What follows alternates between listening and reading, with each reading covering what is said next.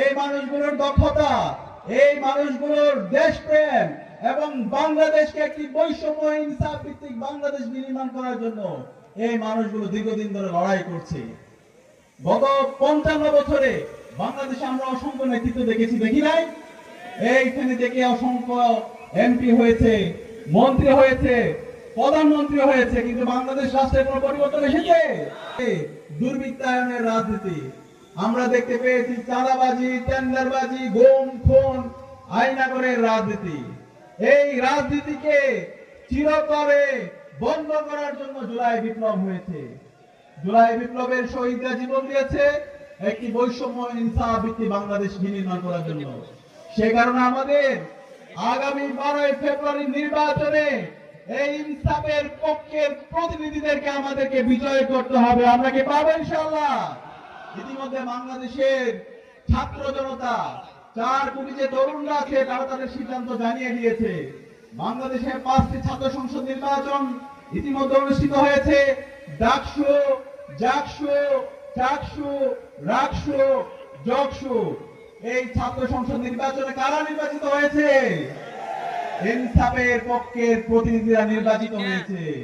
এই ইনসাফের পক্ষের প্রতিনিধিরা গত 1.5 বছর ধরে দেখিয়েছে কিভাবে জুলাইকে ধারণ করতে হয়, কিভাবে শহীদদের আকাঙ্ক্ষার কথা বলতে হয়, কিভাবে দিল্লির তাবেদারদের বিরুদ্ধে কথা বলতে হয়, কিভাবে আগ্রাসনের বিরুদ্ধে কথা বলতে হয়, কিভাবে ইনসাফের পক্ষে কথা বলতে হয়, কিভাবে এই বাংলাদেশের মাফিয়া তন্ত্রের বিরুদ্ধে কথা বলতে হয়, কিভাবে পরিবারতন্ত্রের বিরুদ্ধে কথা বলতে হয়।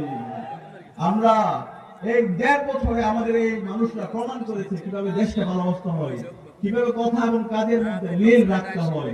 কিন্তু আমরা আজকে দেখতে পেয়েছি 1.5 বছর জুড়ে পরে একজন নেতা এসেছেন, নেতা আসার পরে তার বিভিন্ন ধরনের পরিকল্পনার কথা বলছেন।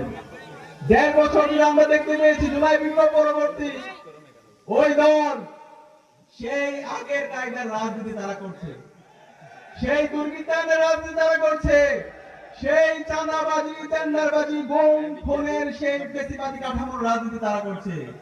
তাদের মধ্যে কোনো সংস্কার নেই। যেই সংস্কার করার জন্য জুলাই বিপ্লবে শহীদদের জীবন দিয়েছে, তার কোনো পরিবর্তন আমরা ওই দলের মধ্যে দেখতে পাই না। আমরা দেখতে পেয়েছি ওই দল নিজেদের মধ্যে অন্তর্কুণ্ডলে তারা ডাবল সেঞ্চুরি করেছে। যেই দল নিজেদের দলের নেতা কর্মীদেরকে অন্তর্কুণ্ডলে মেরে ফেলে, সেই দলের হাতে কিভাবে একটা রাষ্ট্র নিরাপদ হতে পারে? সুতরাং আমরা অনুরোধ করব ওই দলের নেতৃবৃন্দকে